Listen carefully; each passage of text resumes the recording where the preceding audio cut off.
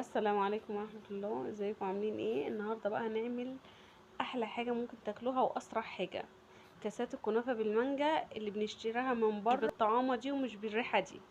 تعالوا هقول لكم على كام حاجة كده مهمة جدا. دلوقتي انا عندي الكنافة كنت حاطاها في الفريزر زي ما انتم شايفين متقطعة كده، وهتجيبي سمنة، هتسخنيها او زبدة صفراء اي حاجة عندك، ولازم تغرقيها وتعملي كده بايدك، ولازم كل حتة فيها توصل للكنافة. تمام. طبعا انا مسخنة الفرن وهضغط الكنافة بتاعتي وهعملها في الصينية، مش هحمرها. ودي حاجة مهمة جدا لازم تعملي كده عشان تلاقي الطعم والريحة تحفة. وهتجيبي المانجا بتاعتك وهتقطعيها مكعبات صغيرة قوي قوي قوي.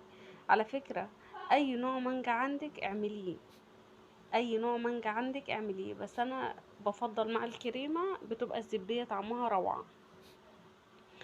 زي ما انتوا شايفين قطعت قطع صغيره قوي، وكمان عملت كوبايه فيها عصير مانجا. تمام.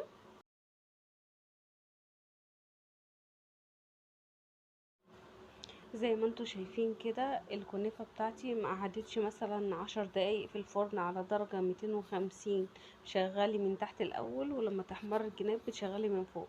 وعملت الشربات بتاعها يكون خفيف شوية، ما تعملهوش تقيل قوي. وزي ما انتوا شايفين قعدت افتفت فيها كده بالمعلقة، وعلى فكرة كانت بسهولة جدا. تمام. الخطوة ديت بتخلي الكنافة طعمها جميل جدا. وفي نفس الوقت طبعا طريقة الشربات كلنا عارفينها، كوباية زائد كوباية ونص مية، عشان انا مش عايزاه تقيل قوي، عشان عايزاه يفضل طري وجوسي كده في قلب ما تبقاش ناشفة. تمام. انا دلوقتي فتفتها خلاص، هفتفت كله عشان تبقى سهلة معايا، ولما هتنشف شوية يعني هي كده لسه سخنة، اول ما هتبرد معايا هتلاقيها ايه تماسكت كده شوية، هو ده المطلوب. ليه بقى؟ لان انا عامله لها مخصوص عصير زي ما انا قلت لكم عملت كوبايه عصير مانجا.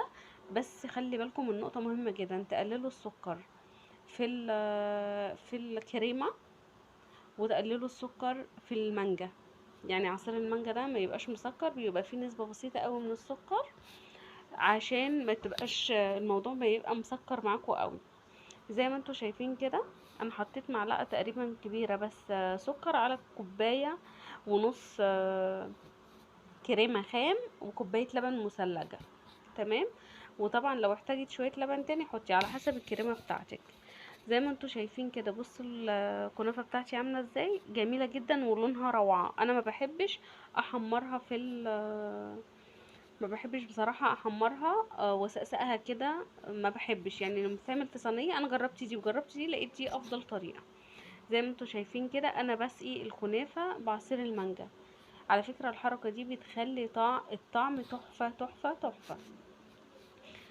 تقدري تعملي في كاسات بقها واسع كده، او تحطي في اطباق عادي، او في اي حاجه، يعني اي حاجه تعجبك شكلها حلو انت عايزه تحطي فيها حطي فيها. زي ما انتوا شايفين بص الكريمه ما شاء الله متماسكه وحلوه ازاي.